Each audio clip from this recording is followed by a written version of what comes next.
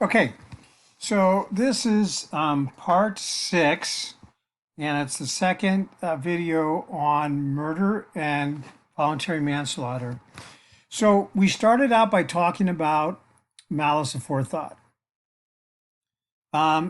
Most of my attention is going to be on malice because murder is the killing of one human being by another. That concept's pretty easy, pretty straightforward to understand, but it's with malice. All right, so an intent to kill. I want to be very clear. Malice is a term of art, meaning one of these four things have to happen. Just one, but one of these four things. If one of these four things is not present, it's not murder. It's something else, but it's not murder. Murder requires malice aforethought. Malice aforethought is one of these four things. An intent to kill. You can have an intent to kill, and it can qualify for malice even if your intention is a good one. So I gave you the example in the last video of a husband and wife, dedicated couple. She's dying of cancer. The doctor says she's only got a week or 2 weeks to live. The husband sees her in pain every day, and there is no right to take a life or no assisted suicide law. So he has no legal authority to take the life of his wife. By law, he has to let her suffer until she naturally dies from her illness. He can't take the pain. He doesn't want to see her in pain, so he kills her. He gives her an overdose of medicine. Maybe he gives her too much morphine, or he smothers her with a pillow. It's murder. Even though he's a good man, even he could have lived the perfect life, it's still going to be murder. So if your intent is to kill, that is one way to establish malice, and that's called expressed malice. How do we know? Well, you can tell by their actions, you can tell by their words. If I say I'm going to kill you, and then I kill you, I've just announced what my intent was when I caused your death. Or it could be by the method I use to cause injury. If I take a knife and I stab you 52 times, what intent would I have other than to kill you? Anybody knows that if they're stabbed 52 times, there's a very, very strong likelihood you're going to die. I could say, well, I didn't mean to kill her. I just meant to express my frustration with my sister-in-law, and I wanted to do it in a way that she would understand. So I took a knife and I stabbed her 52 times. But boy, was I surprised when she died. That was a shock to me. That's still going to be, a jury could still come back and say that this was an intent to kill, because a reasonable person would say, if I'm going to stab you 10 times or 20 times, it's an intent to kill. It gets much more difficult if you stab the person just one time. Now that becomes a bigger challenge, but so it can be because I express my intent, or it could be by the method I use. So if I take a gun and I shoot you 3 times, there's a good argument that there was an intent to kill based on the weapon I used and how I used that weapon. All right, so an intent to kill. The next one is an intent to commit grievous bodily injury. Grievous bodily injury is it's not an intent to commit injury. So I may have the intent to hurt you. That doesn't mean I have malice. In order to establish malice, I have to want to cause serious bodily harm. So if I punch you in the face, I don't have an intent to cause serious bodily harm. I may have an intent to cause a black eye. I may have an intent to knock you unconscious. But if I take one punch at you, that's not an argument for an intent to commit great bodily injury. Even if even if I cause great bodily injury, the question is, what is my intent, not what the actual outcome is. So if my intent, right, if my mental desire is to cause great bodily injury, and as a result you die, that is malice. So let's say that I take a baseball bat to my sister-in-law I swing, my intent is to hit her in the head. And I'm going to swing with all of my strength. Okay? If I hit somebody, if an adult male or adult female hits somebody with a baseball bat using all of their strength, their intent is to cause great bodily injury. Because everyone knows that if you get hit in the head with a baseball bat, that's great bodily injury. You're going to cause great bodily injury if you connect. I may not have had the intent to kill her. I may have just wanted her to get her attention. I might say, don't sit in my favorite chair anymore, and to convince her or to persuade her not to do it again, I take the baseball bat and I hit her in the head.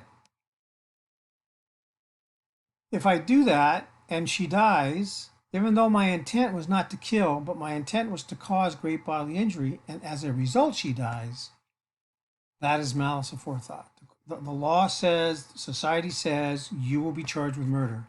If you wanted to cause great bodily injury or grievous bodily injury, and you do in fact cause great bodily injury, and as a result of that great bodily injury you die, that's malice. Okay, so let's say that I do not have an intent to kill, and I don't have an intent to cause great bodily injury, but I do something so reckless as I show an indifference for human life. Well, let's say that I am on campus, Fresno City College, and I want to impress a group of friends. So I take out a handgun and I tell my friends that I'm an expert shot. In fact, I'm going to stand on one end of the campus and I'm going to fire the gun through the middle of the campus and I'm going to hit the water fountain that sits in the center of the campus. And keep in mind, this is the middle of the day. There's probably 100 to 200 students roaming around the center of the campus. The fact that I'm willing to point a gun into a crowd, and I tell you, I announce, I don't want to hurt anybody. I don't want to cause great bodily injury to anybody. I'm such an expert shot that I can take my gun, aim it, and put a round, hit the fountain with a round from my gun, and I do just that. I stand there and I shoot my gun into a crowd of people with the intent to hit an inanimate object. And as a result, who knew somebody was going to stand on the fountain at the exact same time that I pull the trigger and I shoot and I kill somebody. The fact that I was willing to shoot around into a crowd shows a reckless indifference for human life, because we know that if you get shot with a gun, you can die. So we see periodically in the news where somebody will take their car and drive it into a crowd of people. And they may say, I wasn't trying to kill anybody. I just got tired of these protesters and I wanted to let them know that what they were doing was annoying me. So I took my car.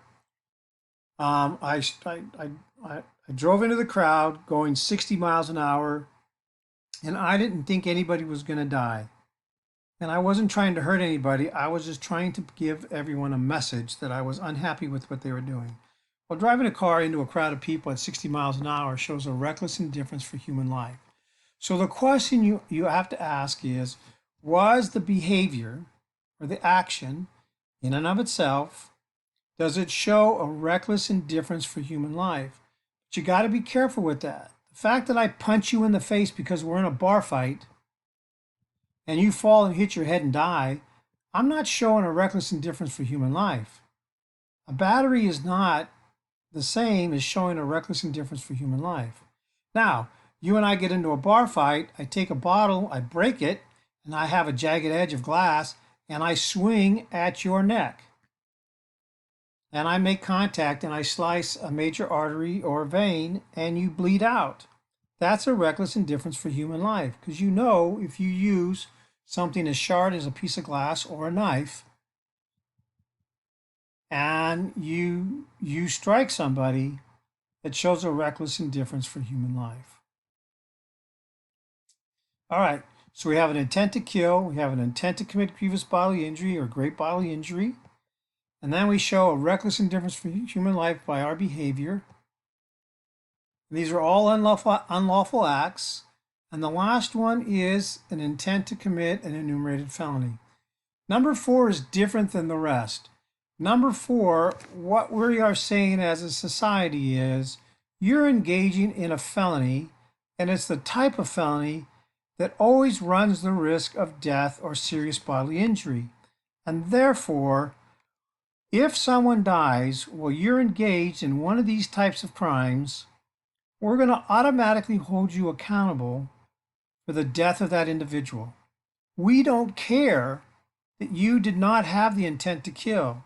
In fact, even if you had the intent to not cause any injuries and somebody dies, the mere fact that you're committing this crime is enough for us to say that we are going to charge you with the crime of murder, that you had malice. And if you go into the California Penal Code, there's probably 25 crimes that are listed. My expectation is not that you learn all those 25 crimes in the Penal Code or whatever number it is. So I'm going to give you 7 crimes that are clearly within that category of serious felonies where there is a strong likelihood of death or serious injury if you engage in this type of crime. So we're talking about robbery, rape, arson, mayhem, torture, carjacking, and kidnapping.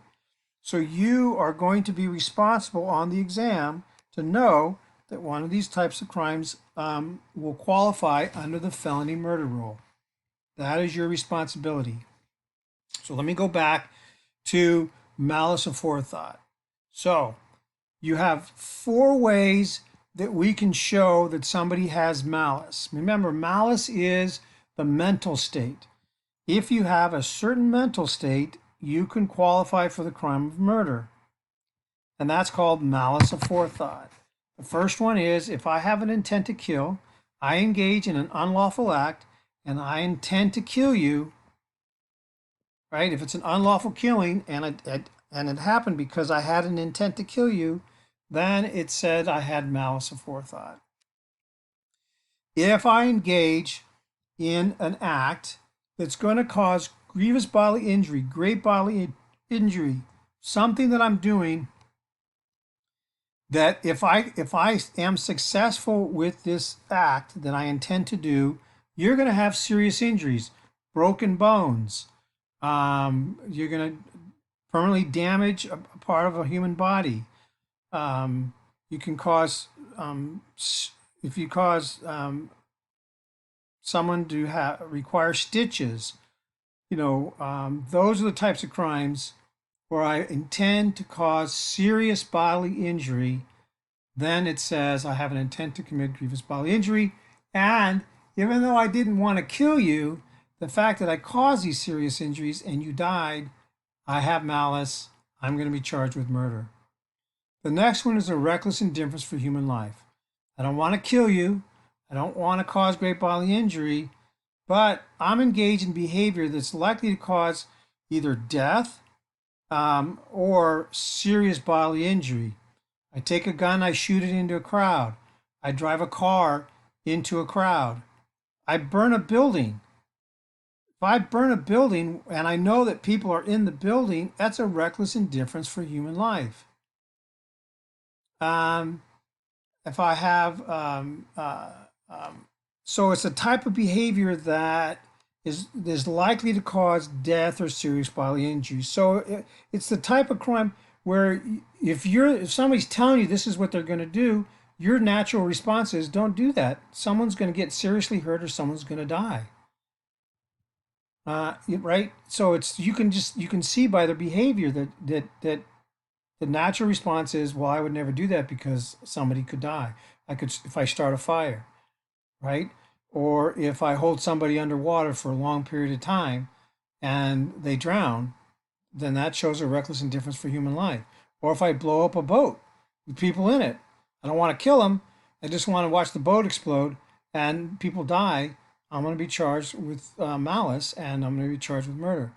And then the last one is an intent to commit one of the felonies that is on this list: robbery, rape, arson, mayhem, torture, carjacking, or kidnapping. That's that felony murder rule. All right, this ends part 6, and we move on to part 7.